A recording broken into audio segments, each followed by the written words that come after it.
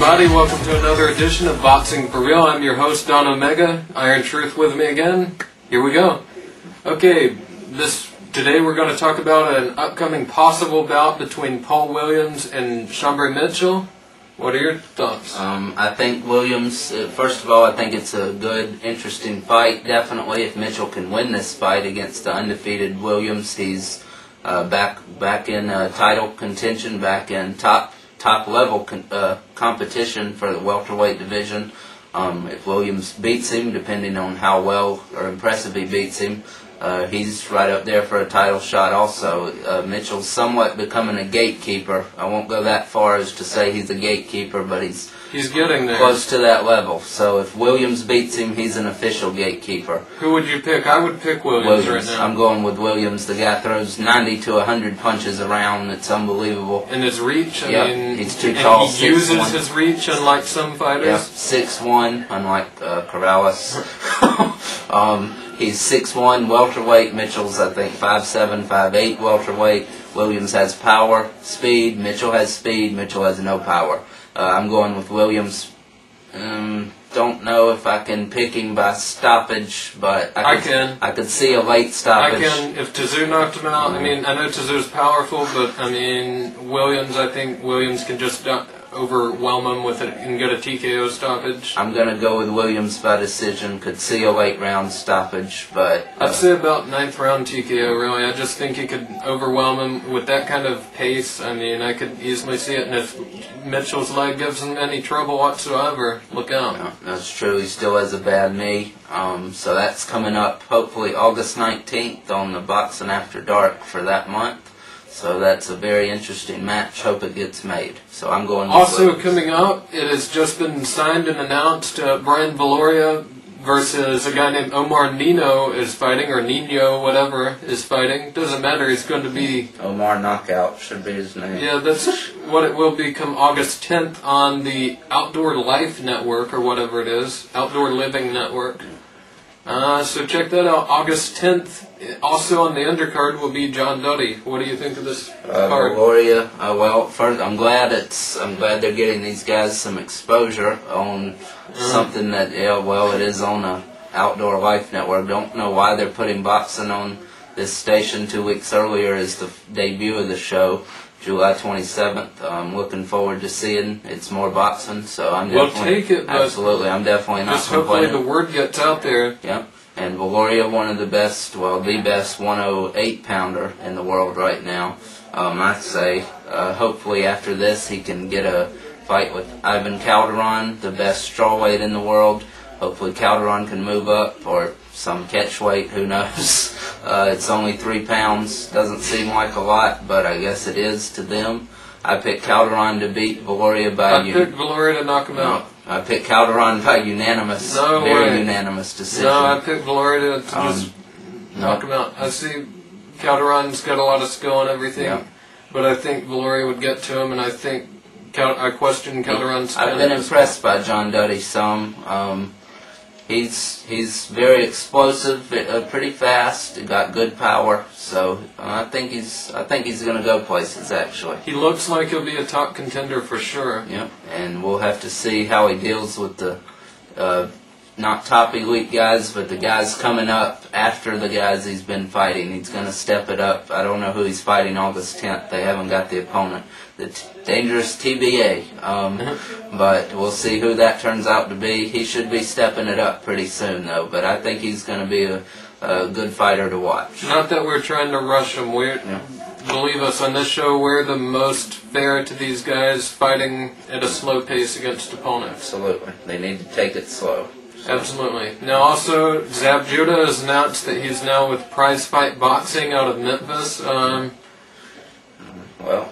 Memphis, Brian Young, the president of the Prize Fight Boxing organization, they've just signed Zab Judah, said he should be back in the fall sometime. Hopefully they can get him a good spot to fight in. Hopefully they can get him on HBO or Showtime to fight in, not a pay-per-view that's offered just on certain places, not on a pay-per-view period, of course, preferably. Not against a no-name opponent, at least.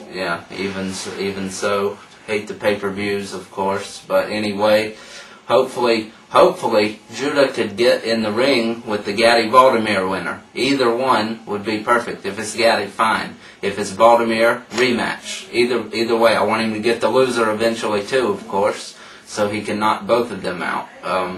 So hopefully he's back by September at the latest. Hopefully, that's fall, I guess. So hopefully he can come back very soon and get back to the top. You put the Judah that fought Mayweather in against anybody in the world, he will knock them out. And if they somehow make it the distance, they're going to the hospital afterwards. There's no way anybody can beat the guy that fought Mayweather that night. Even though he lost to Mayweather, it's Mayweather. But he did better than anyone against Floyd Mayweather, ever. I'd take a Prime Tyson against him, but... Yeah. Maybe.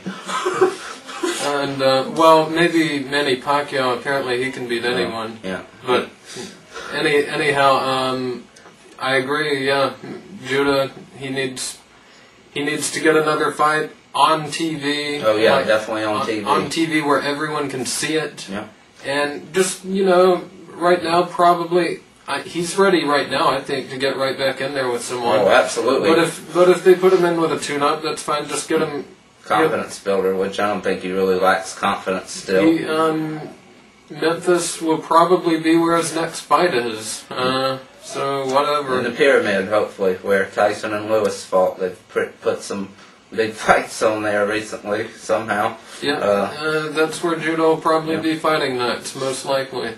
So stay tuned to that. Moving further on down south to Florida news, boxing news down there. Tarver and Lacy, both from the state of Florida. Looks like they're trying to get a fight made. They've been trying to get a fight made, but it looks like it's in trouble right now. Antonio Tarver and Lacy have had words with each other, like not with each other, but with each other through the press. And it looks like the fight's in jeopardy of being made. Tarver said he offered $1.5 million. And who knows about those numbers ever, really. We never really know. But I would like for this fight to be made. It'd be a good crossroads fight, I believe. Yeah. Tarver, I think the match does Tarver more good than Lacy right now, especially if Tarver wins. It helps him more than it helps Lacy. I'm going to go with Tarver by a late round knockout, actually, against Lacy. If Lacy somehow pulls a win over Tarver, then he's right back up there at the top again. I think that erases the Calzaghe fight. That was a horrible performance by Lacy. For him to even be considering taking on Tarver right after that is something he should be credited for sure. Tarver. Lacy's young. Even if he loses to Tarver, he still has enough time. Yeah, if Tarver loses, pretty much over for him. 2 losses in a row for either of these guys would really hurt their... Definitely. So both of them are very brave in taking this. Yeah, absolutely. Either one of them losing, I mean, Tarver loses, I don't see him doing very much more. He doesn't have time. He's 37 now. Might be 38 by the time that fight comes around, October 7th for the Showtime card for that month. Hopefully they get that fight made. I'm going to go with Tarver. I'm going with Tarver too. I mean, Lacy just, he hasn't been using the maximum of his skill lately anyhow. He's been more of a headhunter lately. I don't see that changing in this fight. And even if he does bring the skill that he showed in his earlier days, I don't think it's really enough to get to Tarver. Tarver's the bigger man, and and the harder hitter. And he's going to be looking to prove something for sure after coming off the Hopkins loss. Yeah. And Lacy's going to be looking to prove something too, though. So it should be a very interesting fight. Yeah, it should be a good fight, definitely. Very interesting fight, and it could go either way. It's a pick'em fight, really. Yeah. Especially Tarver being 37-38 when the fight actually comes off. Yeah. He knows it's his last chance, so he's going to come out with everything. Good luck with that. Yeah. Okay. And, well, that's going to be the show for today. Thank you for tuning in, and see you next time. Be sure to email us, boxing4real@gmail.com.